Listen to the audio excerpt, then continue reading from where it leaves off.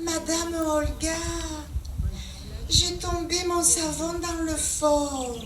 Encore, ma petite Gervaise? Vous entendez, mesdemoiselles? Laver ses linges au XIXe siècle, c'est ce que nous propose d'imaginer l'association Hélium.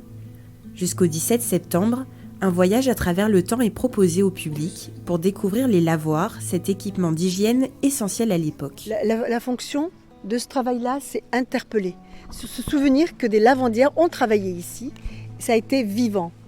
Il y a 3 jours, il y a une dame de 87 ans qui est passée et qui a été laveuse dans un séchoir, dans un lavoir de tanneur, juste à côté. C'est à la suite des grandes épidémies et sous l'influence du mouvement hygiéniste qu'une loi est promulguée en 1851, imposant à chaque commune l'aménagement de bâtiments spécialement dédiés au lavage. Une histoire encore inconnue pour de nombreux visiteurs. Je trouvais que c'était intéressant sur l'histoire des lavoirs. Je ne sais pas d'où vient cette histoire, mais c'était court et percutant et intéressant.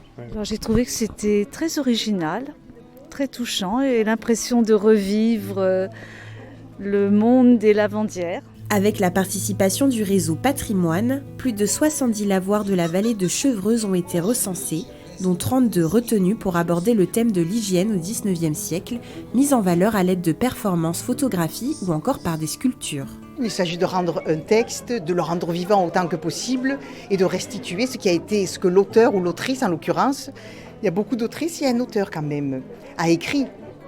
Et pouvoir transmettre cette histoire-là et réveiller ces lavandières comme ça qui sont au bord de l'eau, en sommeil.